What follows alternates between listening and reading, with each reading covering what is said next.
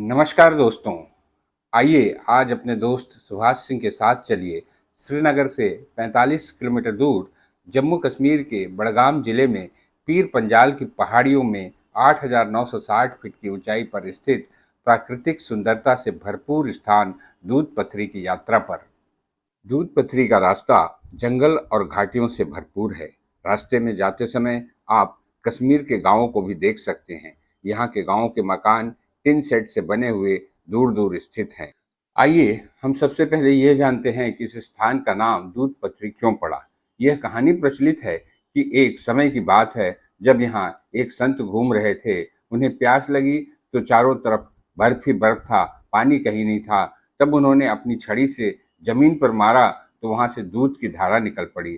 किंतु दूध केवल पिया जा सकता है, उससे हाथ पैर नहीं धोया जा सकता। संत ने उस दूध की धारा को पानी की धारा में बदल दिया, जो शालीगंगा नदी के नाम से बहने लगी।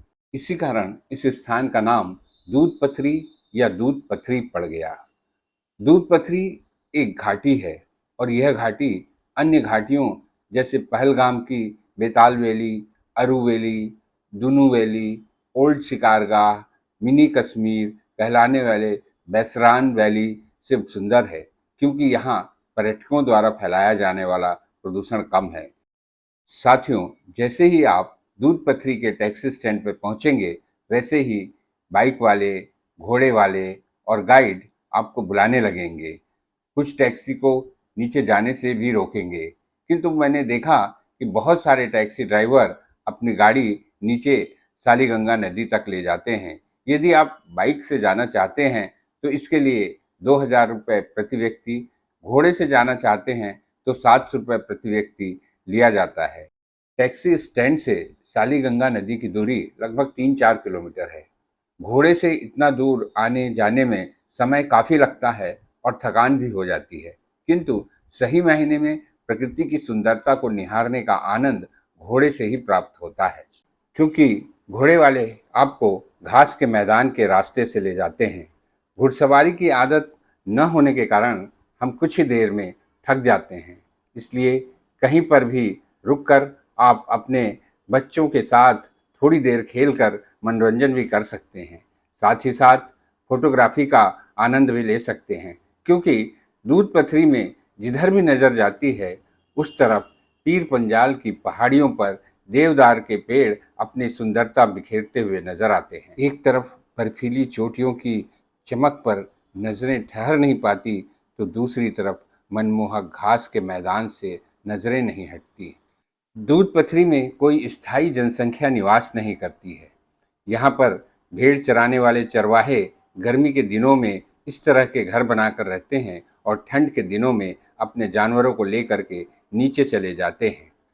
घूमते घूमते यदि आप थक गए हैं तो यहाँ पर रास्ते में चाय नाश्ता की भी व्यवस्था है, किंतु ध्यान रहे यहाँ कीमत आपके उम्मीद से ज़्यादा होती है।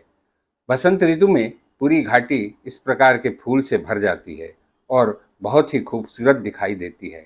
शालीगंगा नदी के पास विभिन्न प्रकार के ट्रैकिंग स्पॉट की जानकारी अलग से दी गई है, जिसका लाभ आप उठा सकते हैं। नदी के किनारे ही कश्मीरी वेशभूषा में फ़ोटो खिंचवाने के लिए ड्रेस भी किराए में मिलता है, जिसका किराया प्रति व्यक्ति 100 रुपये लिया जाता है।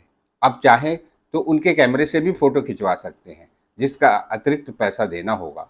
दोस्तों, दूध पथरी की यात्रा उन्हें अधिक आनंद देगी जिन्हें प्रकृति से प्रेम है, अन्यथा यह नदी, पहाड़, पेड़, पत्थर ही तो हैं, जैसे कि हर जगह पाए जाते हैं। दोस्तों, अपने चैनल के सिद्धांत के अनुसार मैंने कम से कम समय में आपको अधिक से अधिक जानकारी देने का प्रयास किया है। यदि मेरा यह प्रयास आपको सार्थक और उपयोगी लगा हो तो कृपया हमारे चैनल को सब्सक्राइब, शेयर और लाइक करते हुए कमेंट अवश्य करिएगा। धन्यवाद।